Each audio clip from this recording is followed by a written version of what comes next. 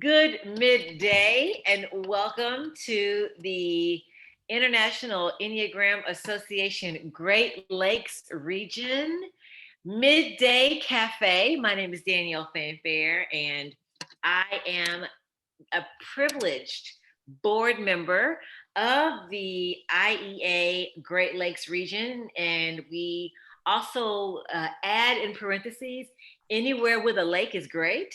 And so I'm down here in Houston, Texas, and just so excited to be with you all today.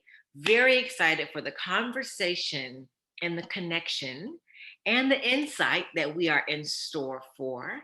I am hosting this Midday Cafe Zoomcast as a substitute for the great Erica Vinson. I am certain that I will not live up to her hosting expertise. However, I am very, very happy to be with you guys, and I'm gonna do the best I can. All right.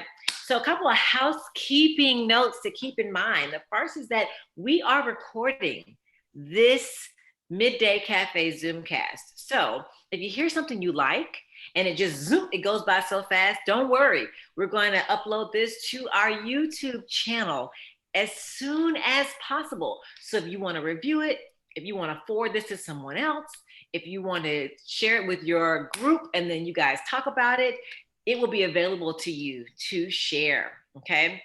The other thing I want us to keep in mind, I know we've been Zooming for over a year now, and it's important to remember if we could keep our mics muted. We all have dogs barking in the background. We all have kids or spouses or housemates talking. And so if we could make sure that we minimize our background noise so that our guest speaker and Clare, Loughrige, our host and board president, can communicate clearly. And then when we want to make a contribution via a question or a comment, if we could raise our hand, unmute our mics, and then speak, or feel free to make your contribution in the chat. We'll be monitoring the chat for your questions. We'll monitor the chat for what comes up for you and what you're sensing and what's arising as you're listening to Darlene's expertise.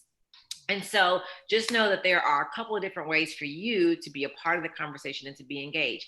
Speaking of the chat, remember that when we record and keep this Zoomcast session, the chat transcript will be downloaded as well, including private chats from person to person. So just be mindful of that as you're chatting, that your chat will be downloaded and will be made available to us as we keep this module of our experience together.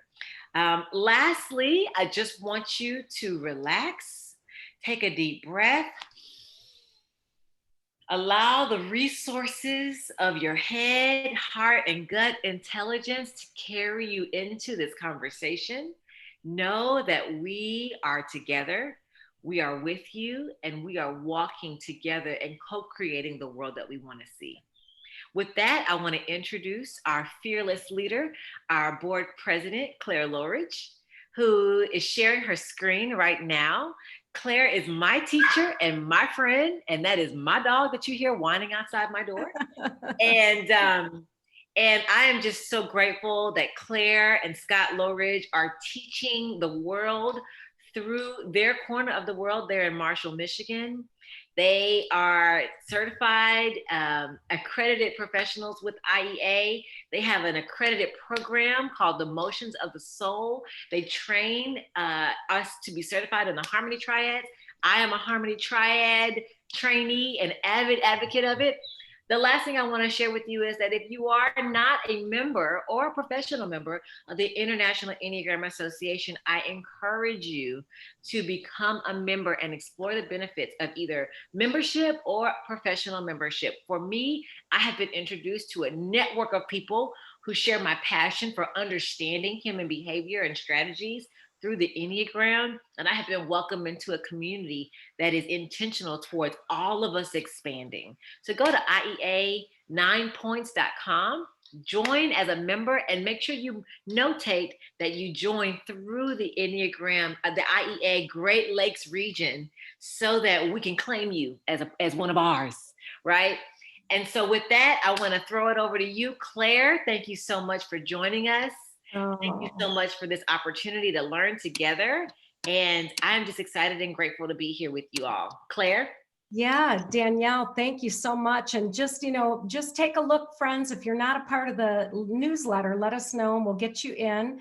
You can see the panels with Marcia Madry, and of course, our very own Diana Otterbacher has a 3-part intro to the Enneagram. If there are people that you know who are new, who would like to learn with Diana. And I think Danielle's going to be putting these links in on the Absolutely. sidebar.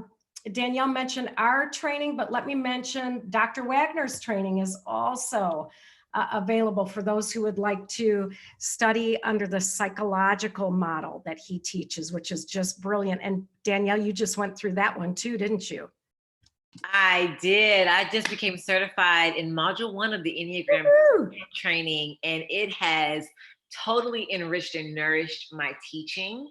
And Mm. I completely recommend it if you are wanting to have a sound foundation on which to build your own teaching. Dr. Wagner's training is a great one in addition to the Motions of the Soul. Yeah. Wonderful. And then today we have this fabulous guest, another member of our board, and hello to everybody. Go ahead and maybe in the chat, just tell us where you're coming from today, put your name in and what state and maybe how you found us. I said something interesting that every time we do something on diversity, our numbers go way down.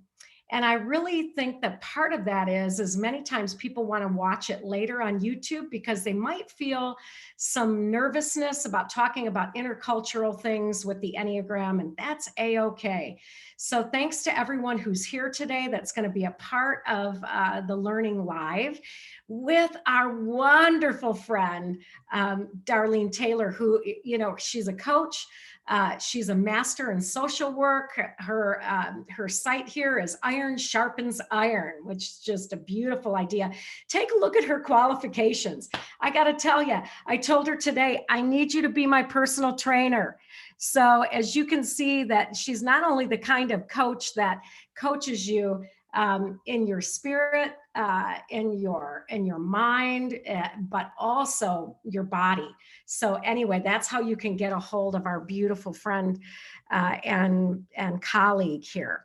And so with that, I just want to go ahead and just take a moment to just welcome the moment that we're sharing together. We've never been here together before in this configuration, and we may never be together in this particular configuration again. So we just want to receive with gratitude whatever it is that we're going to be given on this day. So go ahead, get comfortable in your body, take a breath, allow yourself to experience the grace of both gravity that's keeping us from flying off the earth. And in my faith tradition, I would just thank God for gravity. And then we also want to be aware of the levity that's available to us today. So just breathe in and feel the expanse.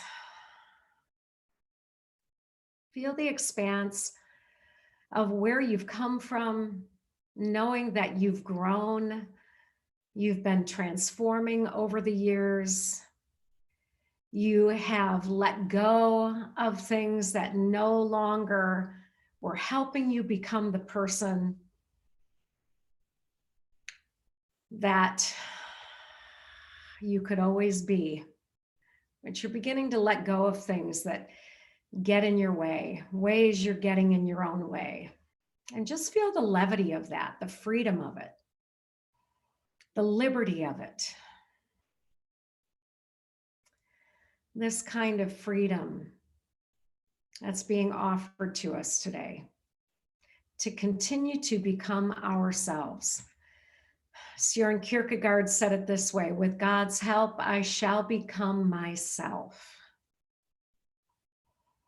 And not the self that systems have put on me, not the self that others have said about me, not the self that I have berated my own gifts or limitations, but the self, that is this wonderful saying of who were you before your parents met? And just take a deep breath and allow that gift to be given today in whatever way you're able to receive it.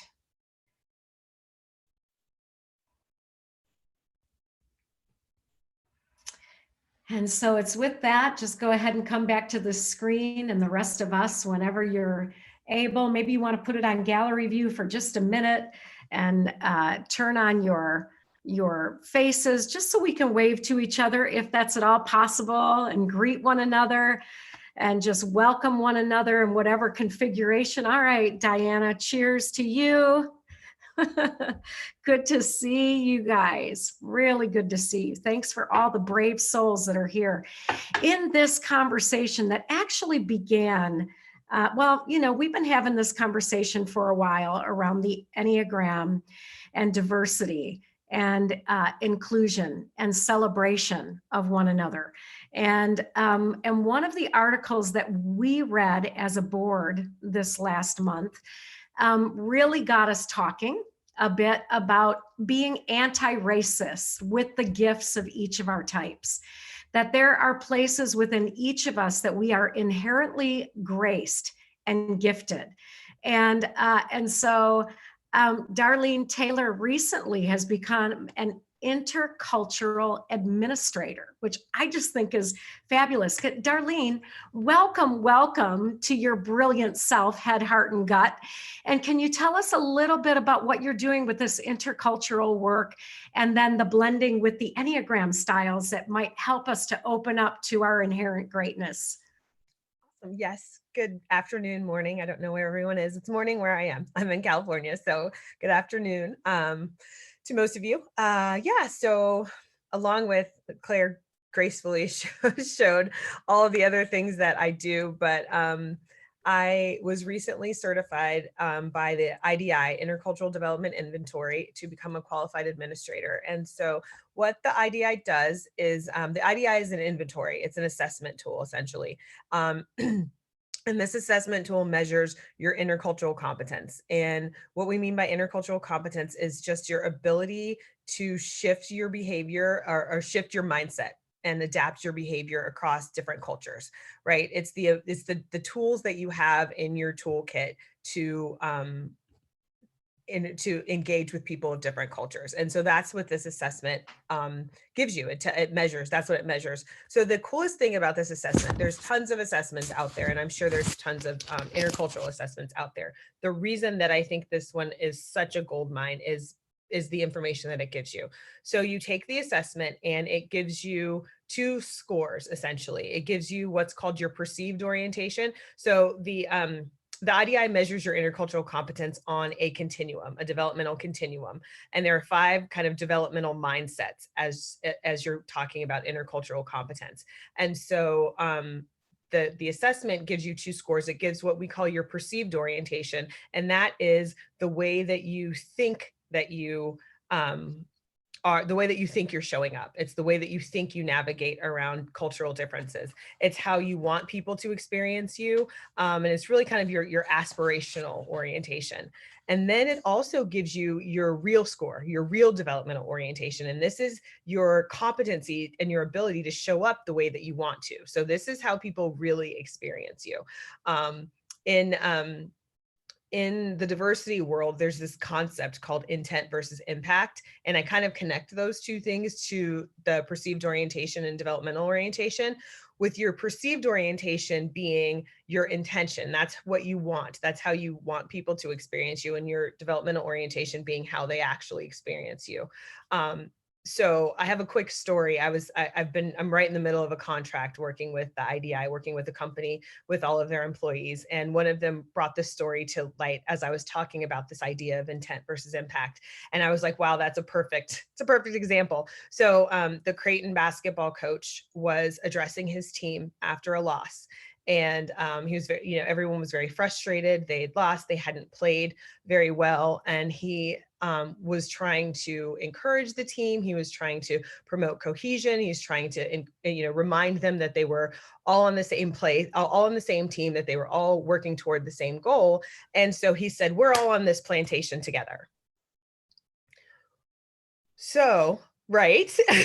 I'm seeing a few faces reacting to that. So, right. So his intention, right, was to encourage the team, was to build cohesion. His impact was exactly the opposite. It was divisive. It was offensive.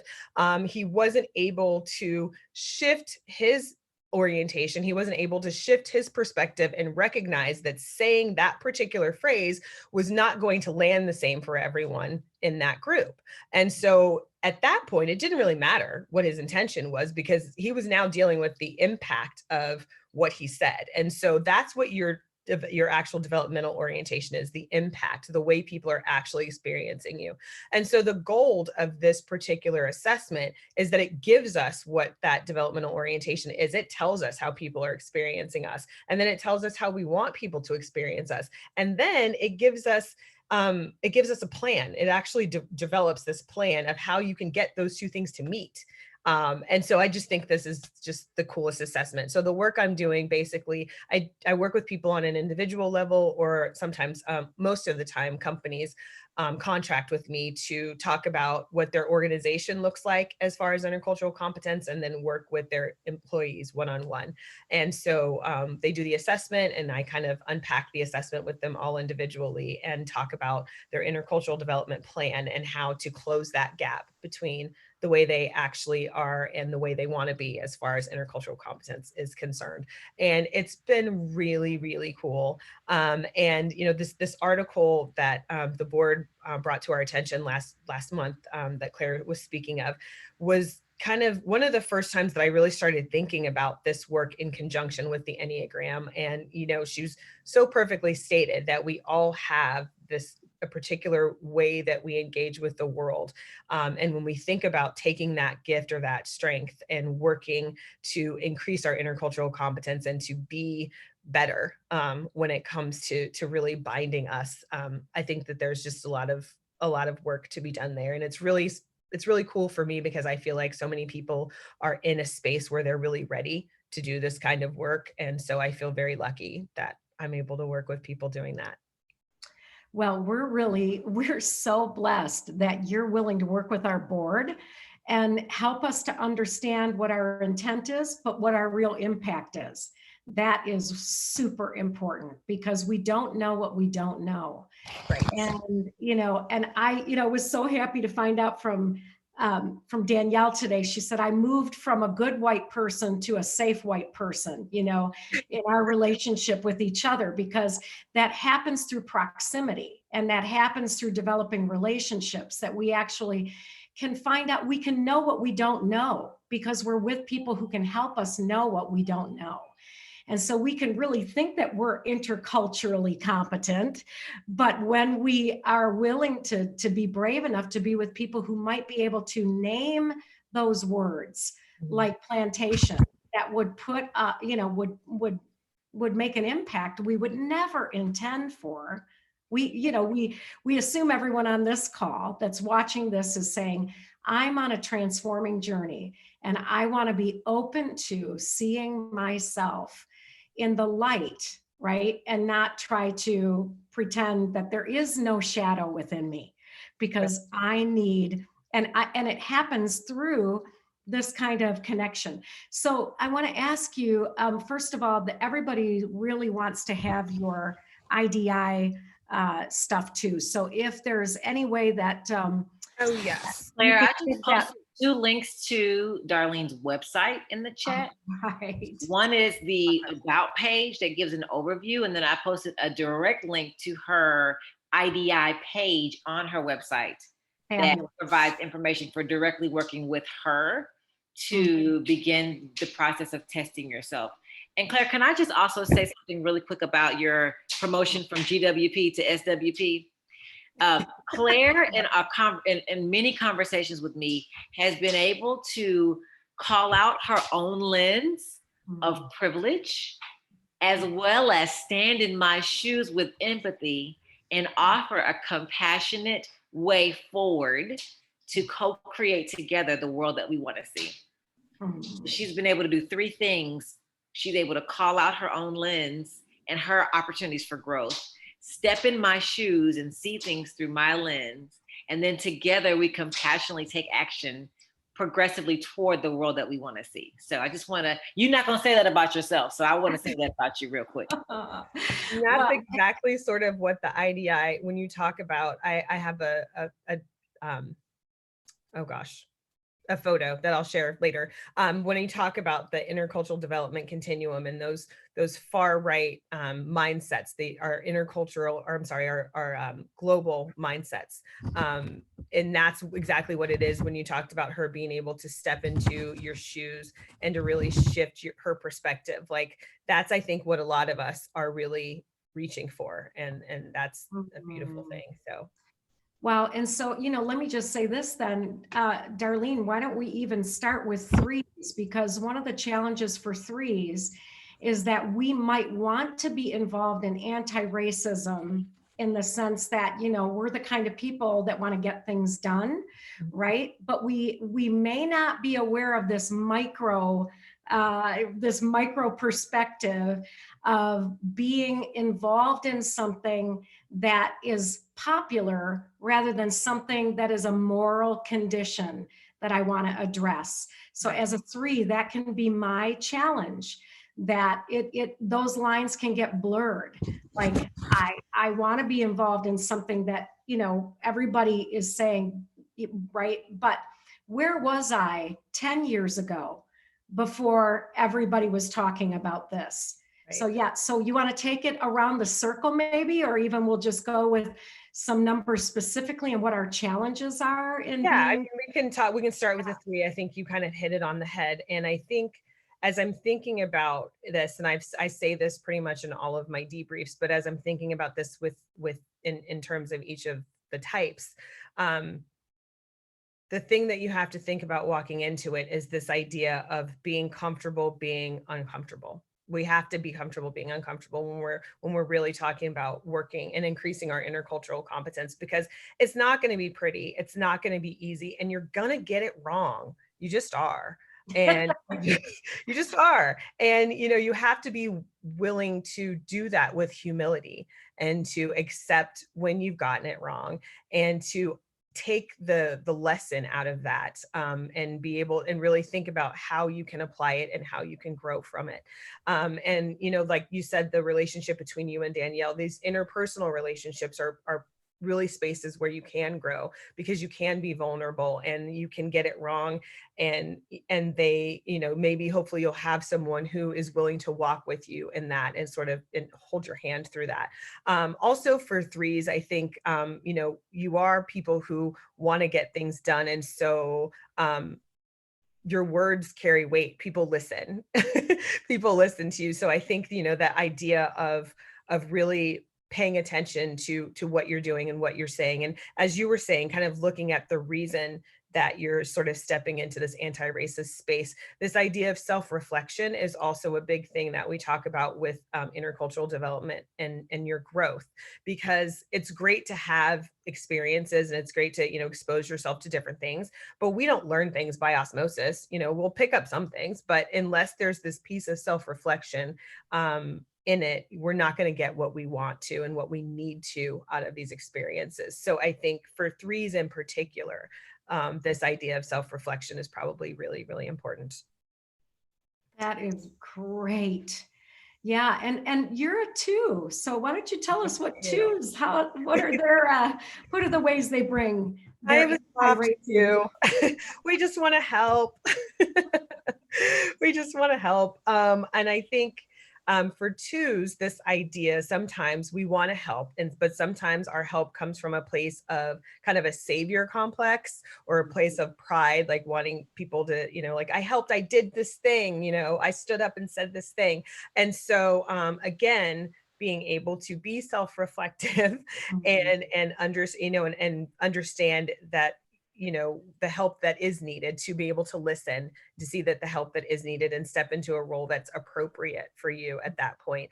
Also, a lot of times twos can be sort of quiet, and kind of non-confrontational and not willing to have the hard conversations. And so in talking about the harmony triad, you and I have talked a lot about this, Claire. The 8 being that gut space, and the 8s being, people who are, willing to take everything head on. Twos maybe needing to lean a little bit more into their 8 space and being willing to stand up and say something and offer their help in a louder way, in a way that, that people really pay attention to. And then also leaning into our 5, because sometimes too, because we can be seen as kind of emotional people, that that sometimes feels like it doesn't have any weight. But leaning into our 5 and being able to really do a little bit of research and being able to speak from a place of wisdom about what we're talking about anti-racism. So it's not just like, no, that's wrong, don't do that, I don't like that, but being able to speak from a place of wisdom about things.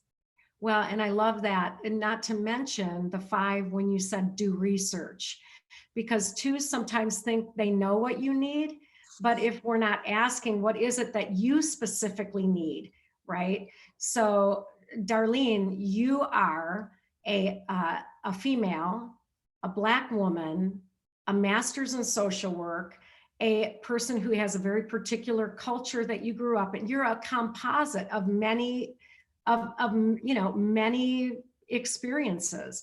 And so what do you need? Not just what does a Black female need, right? But so a 5 would research you individually, and not just a broad brushstroke of here's what is needed as an anti-racist. Yes, absolutely. And and understanding, and really I think that's the power of a 5. And I think, the challenge for a 5 then is to lean into their 2 and not revert into this comfort of just speaking about it, from a place of kind of the wisdom behind the words, and not really the feeling, not stepping into the feeling. And that's sort of a challenge for the 5 as well, tapping into the emotions that come along with this. And so that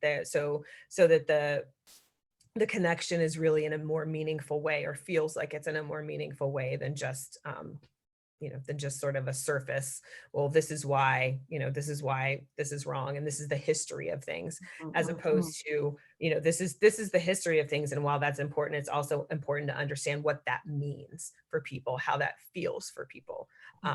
Nice. That's so good. And the Latin root word of compassion is compassio, which means to suffer with. And so we cannot know what someone is living through unless we are suffering with them. Find out what the suffering is specifically. And then, so you mentioned 8s. Let's talk about 8s. How do 8s show up as anti-racists? Loudly, usually. Usually the people that we see right in front of the protests are some of our favorite 8s. And I love my 8s.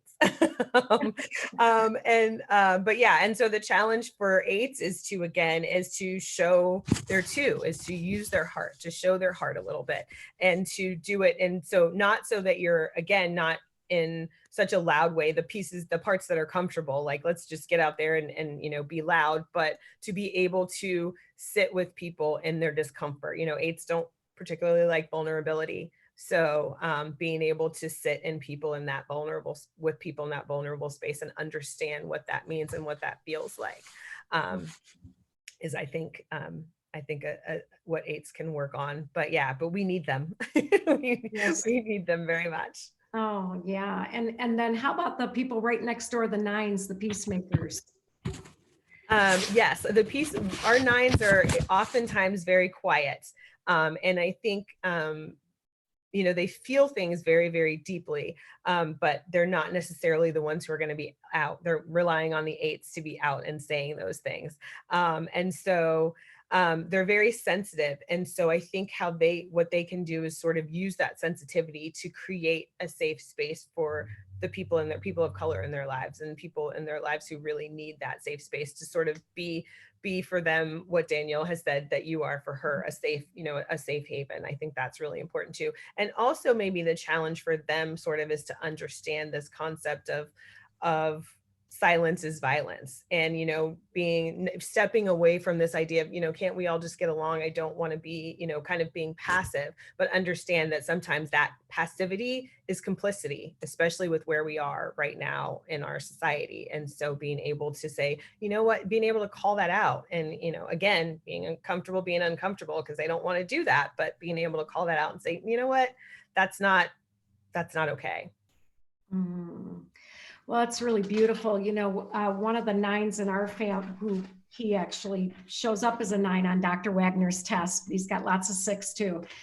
Right after George Floyd's murder, our sweet 9 said to our grandson, who's a young Black man, "What's it like to be you right now?"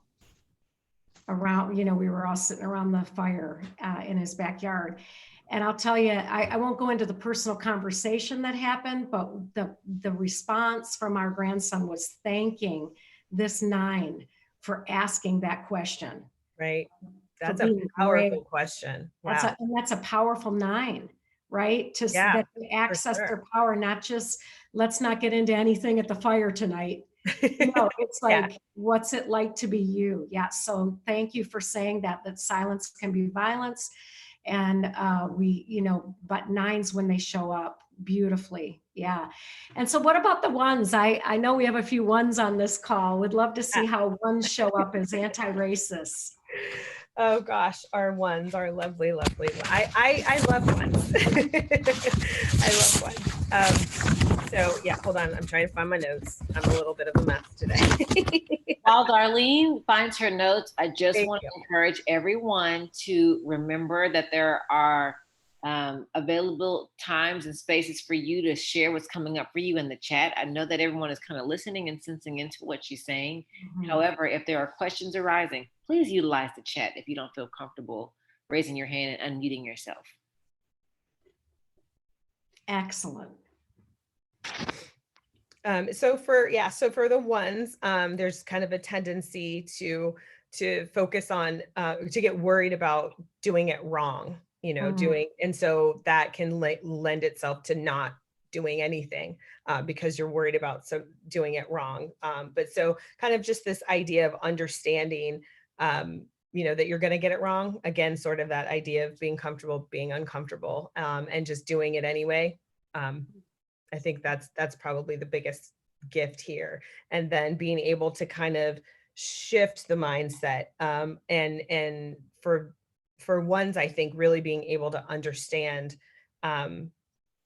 sort of like step away from the right and wrong and from their own cultural lens and understand how that might be different for someone else. I think, like, when I was thinking about this from a 1's perspective, and kind of, 1s are can be kind of focused on, what you're supposed to do versus what you're not supposed to do, and not really be able to understand why someone would be afraid of the police, because that's not, that's, why would anybody be afraid of the police? They're supposed to help us. Being able to shift that mindset and understand the history, maybe sometimes being able to understand things a little bit differently.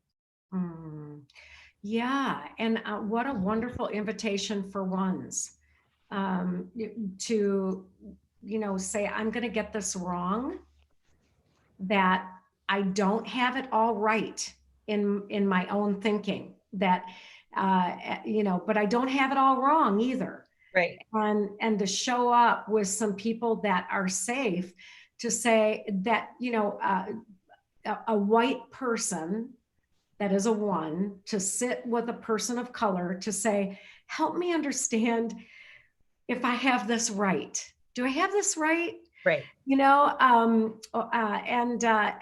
to have that kind of courage, because 1s are really caring people. Sometimes people don't think 1s are caring because they can feel that critic, but I've known 1s that are some of the most caring individuals on the planet, and they want to reform things out of that that beautiful space of seeing that things are painful in the world. Yeah, we're getting it over there from our 1. And so, if they can have the courage to get it wrong, if they feel safe enough to get it wrong with you, and not be shamed, right? That's just fabulous.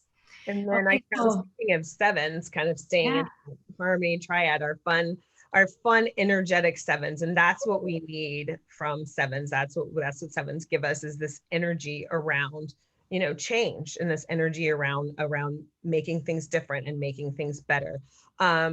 Super optimistic our sevens are, but sometimes that optimism can feel like a minimization of the pain that we're in right now. So being able to sit with people in that this isn't we can't brush by, we have a lot of work to do, and yes, let's get the work done, but we can't brush by the reality that we're in right now. And so being able to really, hold that in the same way that, you're holding you're holding this energy to get things done and really to change things, I think is really important.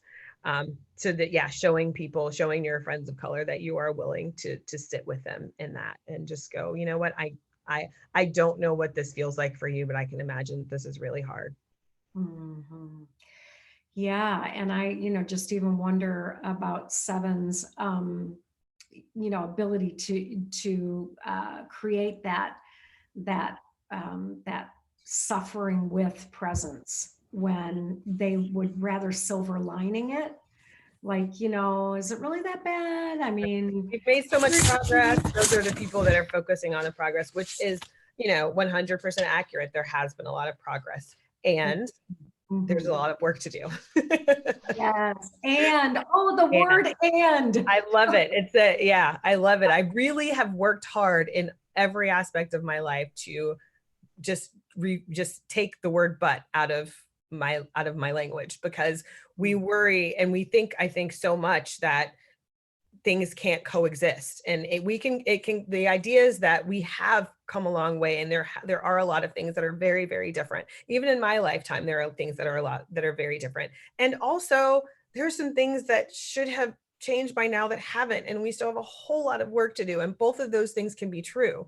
And so, when you put but there, you've just invalidated whatever you said at the beginning, or at least that's the way people hear it. And so I really want people to embrace the word and, because that's really, we need to sit in that. It's an uncomfortable space. Again, I go back to this comfortable being uncomfortable. Like, that's an uncomfortable space, because these are two things that don't feel like they should fit together, but they're there. Here we are. We're in this uncomfortable space of, yes, progress, and still a lot of work. Yeah. And so this is the place where we don't like the big butts. Yes. Right. We cannot lie.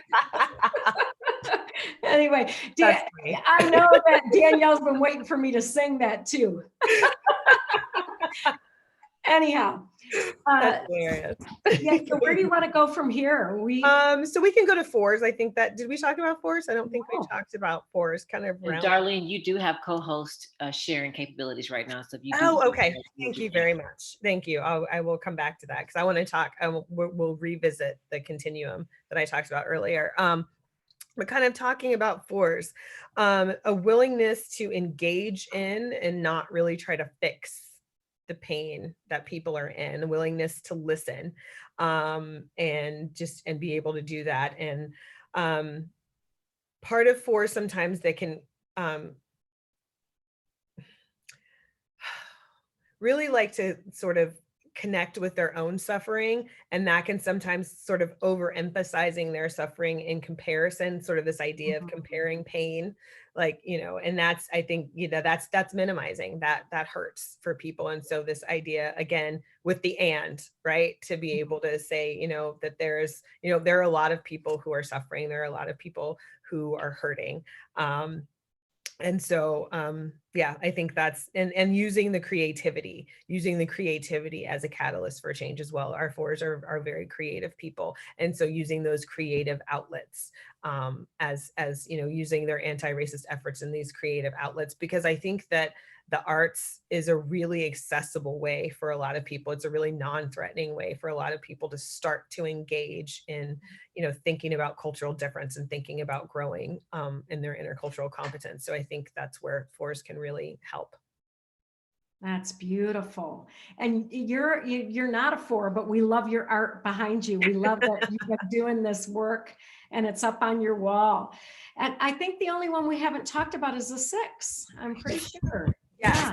Tell Yes. us about anti-racist sixes, and how they think Sixes they're gifted. are super pragmatic, and these are kind of our people that are gonna change things kind of the right way.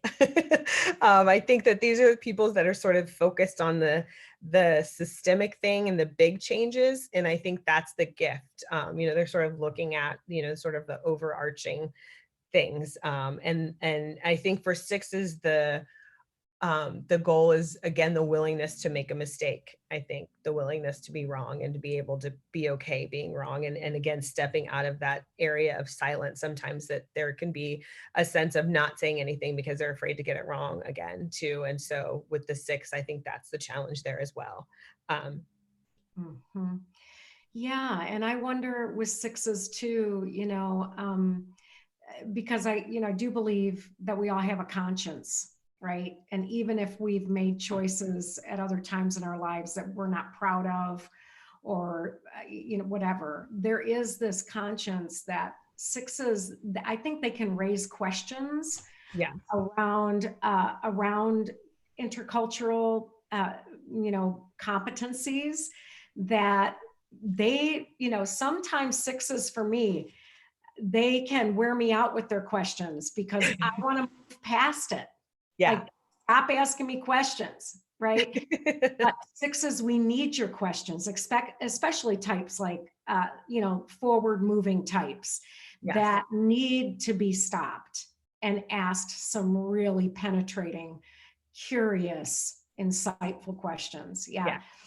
And so then with IDI, go ahead and show us your picture. And Yes, let me, if anyone has any so questions, you can respond to afterward. I just thought it might be, let me see. And this is, so I thought it might be helpful to kind of show this intercultural development continuum. So when we talk about the IDI and these different orientations or mindsets that the IDI puts you in, I thought this would be helpful for people to see. And so there's 5 different mindsets, and they go from more monocultural mindsets to intercultural mindsets. And so the mindsets are denial, where people are not focused on, they don't even see cultural differences. They're either purposely ignoring them or just don't even see that there are cultural differences. And then then you next move into polarization, Can I where ask you a question there, Darlene? Would that absolutely, be people that say that they're colorblind? that's minimization. We're going to get there because that's the biggest Thank you. orientation. Yeah. Yeah. So these are all, and we call this an intercultural development continuum because it is developmental, and you can't, like, just like anything else that's developmental, you can't skip steps. And so as you are working through and trying to increase your intercultural competence, there are each orientation has a developmental opportunity or a developmental task that you're asked to kind of work on. And as you master those tasks, that kind of leads you into the next orientation and leads you in your growth. And so you go from denial, where you're missing differences totally. This is where someone can see a behavior that they think is disrespectful. And you're trying to explain to them, hey, it's not disrespectful because in their culture, this is appropriate. And they're going, no, they're just a jerk. That person's just a jerk. They have no idea what they're doing. That's somebody in denial who's just refusing to make the connection with cultural differences. And then you move to polarization, where you're now swinging the pendulum to the other side. You're totally focused on the differences. That's all you see. And you're looking at cultural differences through this lens of judgment. Who's right and who's wrong? Which way is the right way versus which way is the wrong way? This can be in polarization defense, where you feel like your culture is better than other cultures. And then it can also show up, and it seems like I'm seeing this more often now, particularly for white people. It shows up as polarization reversal, where you have a very harsh criticism of your own culture and a more lenient criticism of other cultures, where you're, maybe thinking, like, I have a friend who sometimes will say, she's like, oh gosh, white people get on my nerves. She's white. Why are we like this? Why are we doing this? Kind of thing, sort of really wanting to distance yourself from some of the pieces of your own culture. So that's polarization. And so then the pendulum, as you kind of move through the developmental continuum, continuum kind of swing the other way, where in minimization, this is our transitional mindset. And so in minimization, this is the largest mindset as well. Also, like 65% of people are in this mindset. And this is the colorblind mindset, right? This is the mindset where you're only focusing on commonalities and you're not paying attention to the differences.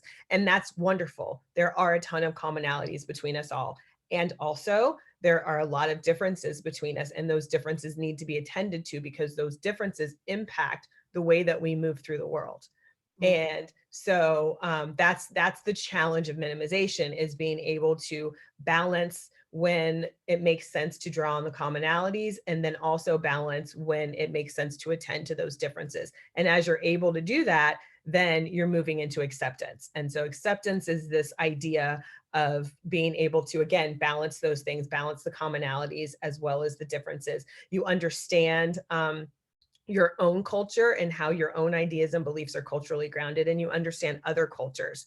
In acceptance, sometimes you can see differences and other cultural differences and understand them, but you don't know what to do with them. Sometimes you're kind of stuck, like, I don't really know what to, I know that this is important, but I'm not really sure how to navigate this. And then in adaptation, you move to being able to understand the similarities and differences, and you know when it's appropriate to adapt your behavior across cultural differences. And you can do that in a really authentic way. And we see this on a continuum, and there's an arrow at the end of this continuum. So, and that just reminds us that there's no end point to this. You know, we can always be continuing to grow in our intercultural competence and grow in the ways that we can better connect with people and better, you know, see people really, and really understand their lives and their experiences. And so I just thought that it might be helpful to kind of look at this and see It's the different wonderful. mindsets.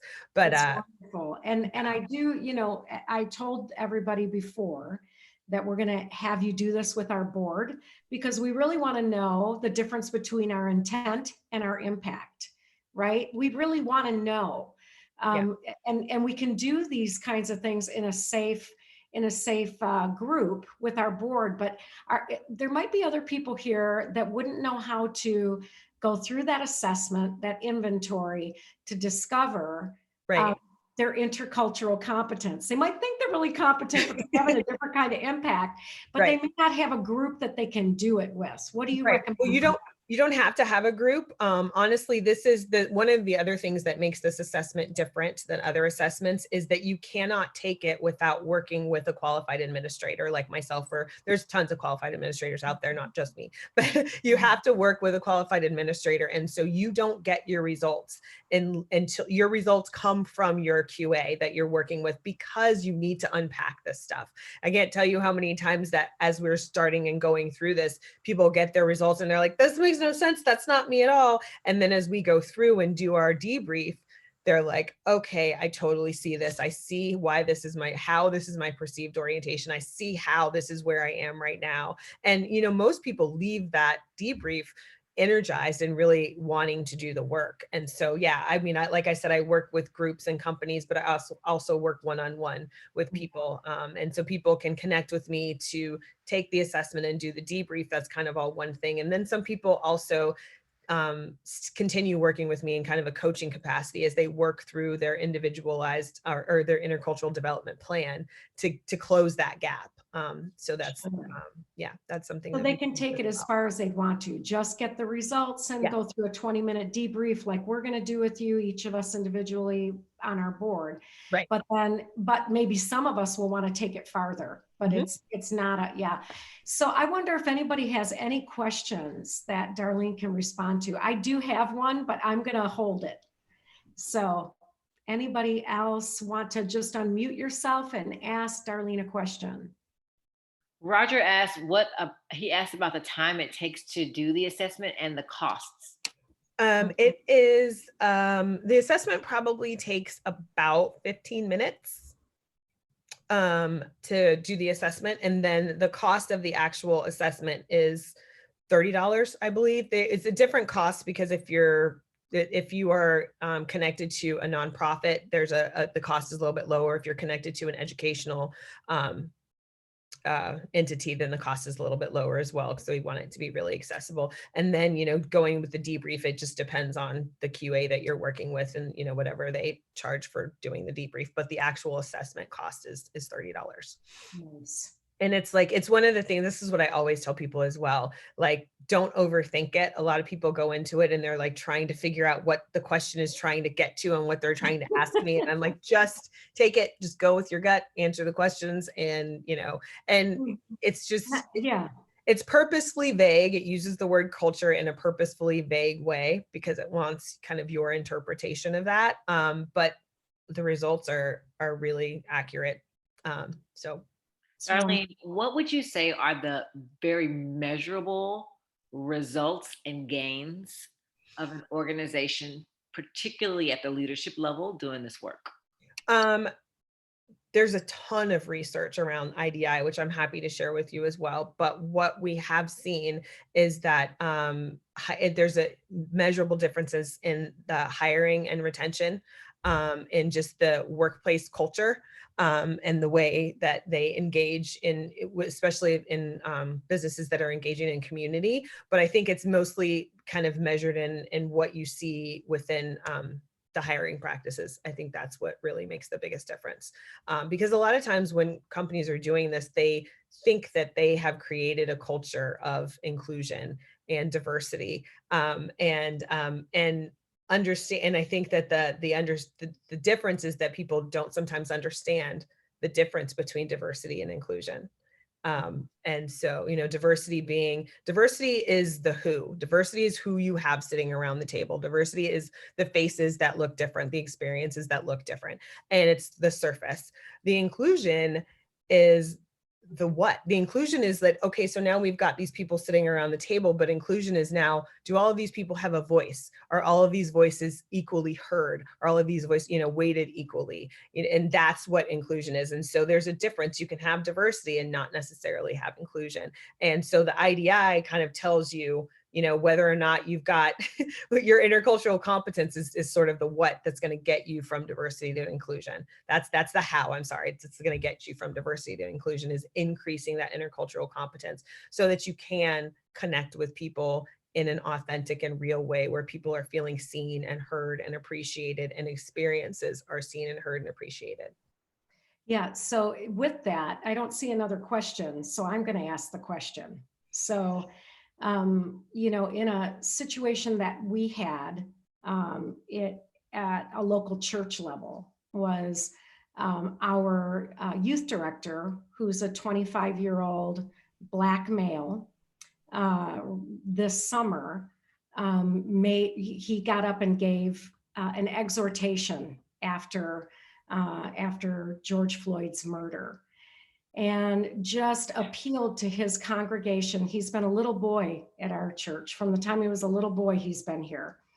And he talked about Black Lives Matter. He said, I know that some of you think that there are things connected to this that you don't like, but the reason I want to say Black Lives Matter is because Jesus always went after the one who was the one that was hurting. So of course, white lives matter. Of course, blue lives matter. Of course, all lives matter. But we're naming Black Lives Matter right now because we're the ones that are hurting. And so, there were people that really have challenges with that. But as I'm listening to you, it's around that we think we are, we're celebrating diversity, but are we really including people's voices that say things in ways that disturb you?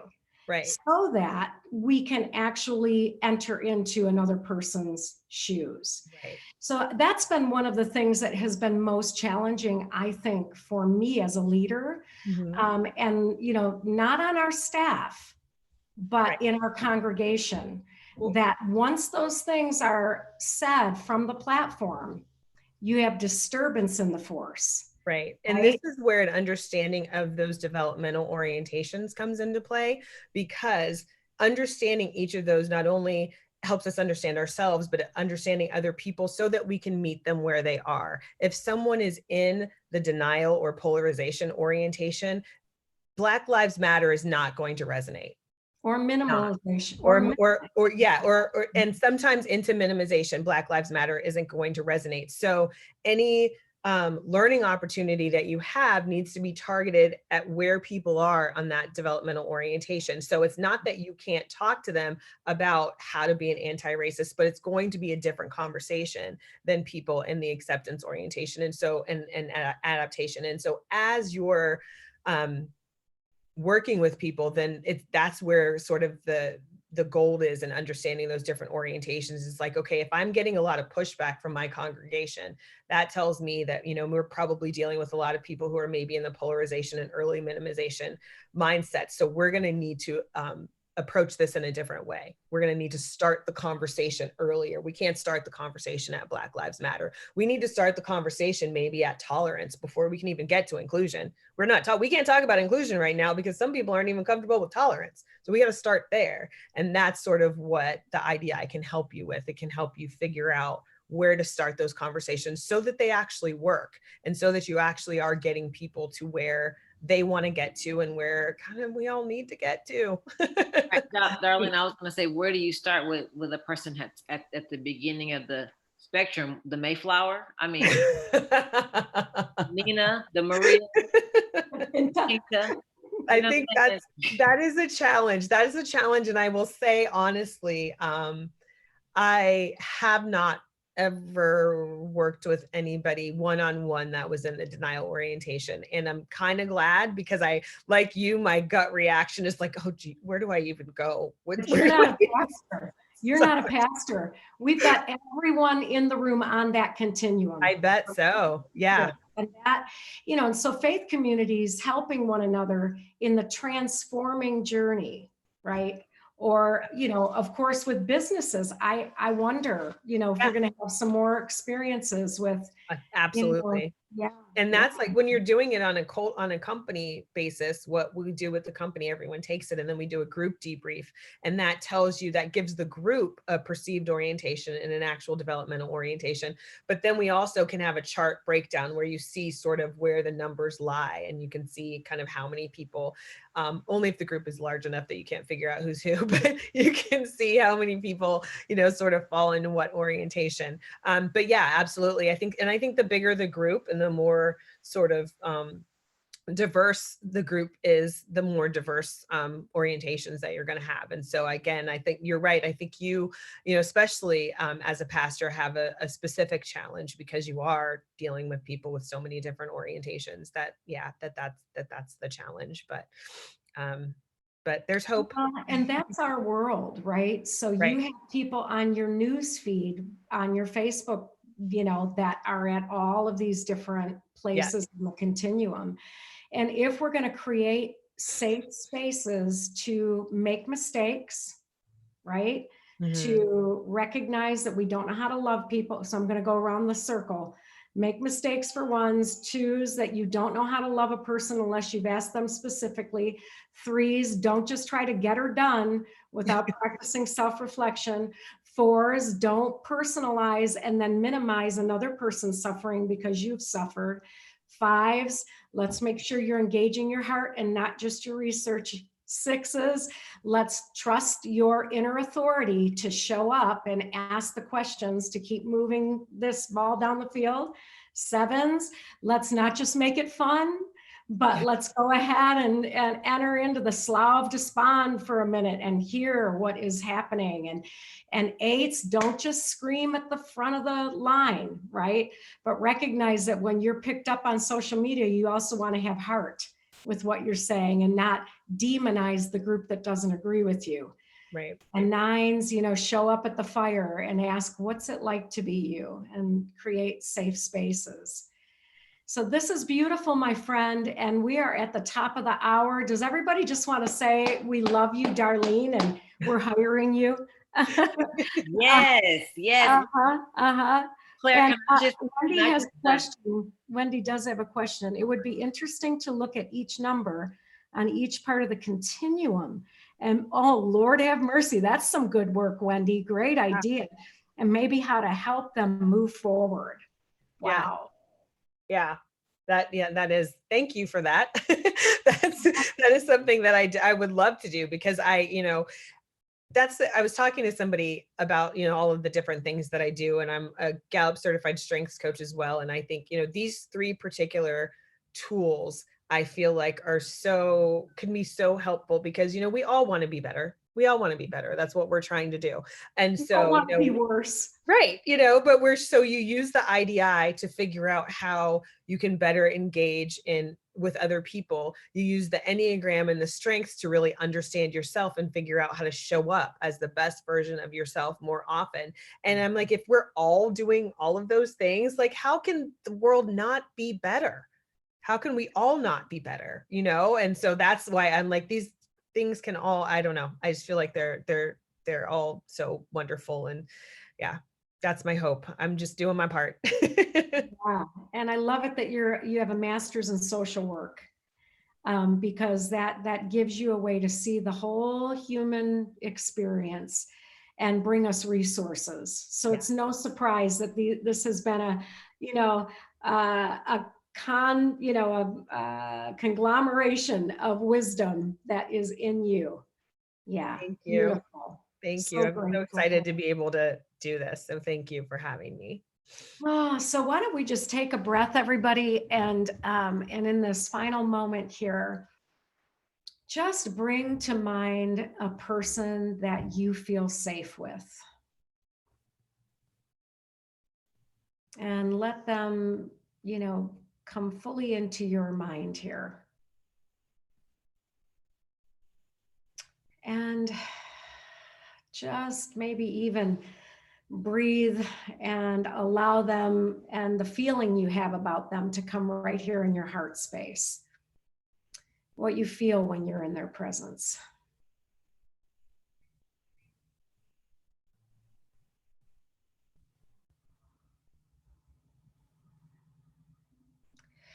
And then just see when you can bring your body to have a conversation with them. A conversation that welcomes your gut instincts, your heart affections, and your brilliant intellect.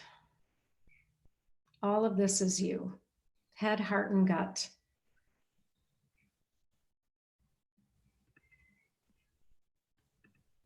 What you think, what you feel, and how you act. And let's just write down wherever we are what you're going to do next to take a step in the direction of becoming more culturally competent, becoming your best self. Just write down one thing, not a bunch of things, but a baby step you're going to make to move on the continuum.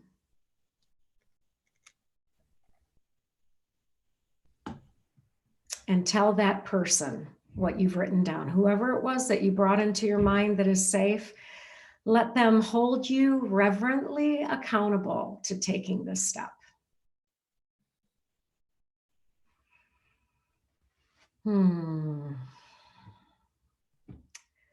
Well, for me, I just want to sing amen, amen. Thank you so much, Darlene. You're a gift. Thank you so much. And thank you, Danielle, for hosting. It is my extreme pleasure. And I just want to bring everyone's attention to the chat one more time. I know some folks have had to log off at the top of the hour. And while we were breathing, I was breathing and linking all the opportunities to learn from the IEA Great Lakes region. We've got the Enneagram panels online with Marcy Madari. We've got Diana Otterbacher, who's doing a 3-part intro to the Enneagram. We've got, of course, our fearless leaders, Reverend Clare Loughrige and Scott Loughrige, doing more emotions of the soul in-person and online training. Dr. Jerry Wagner, who's doing the Enneagram Spectrum certifications. We've also, I'm teaching a workshop at the end of the month on March 25th. It's just exploring the Enneagram, kind of a master class in plain language. So if you want to introduce someone you know and give them a nudge into the Enneagram waters, that'd be a great way to go. And I want to remind you that if you want to experience Darlene's IDI expertise and engage her. Her link is also the last link that I posted, and work with her as an expert in this spectrum that we're all traveling down, and we can travel down the spectrum together. So it's been my pleasure. I hope Erica, when she sees this YouTube video link, she will be proud of the substitute teacher that has stepped in, and I can't wait for her to get back in her seat next month. Thank y'all so much. It's great day. Thanks. Thank you. Bye, everybody. We'll see you all soon.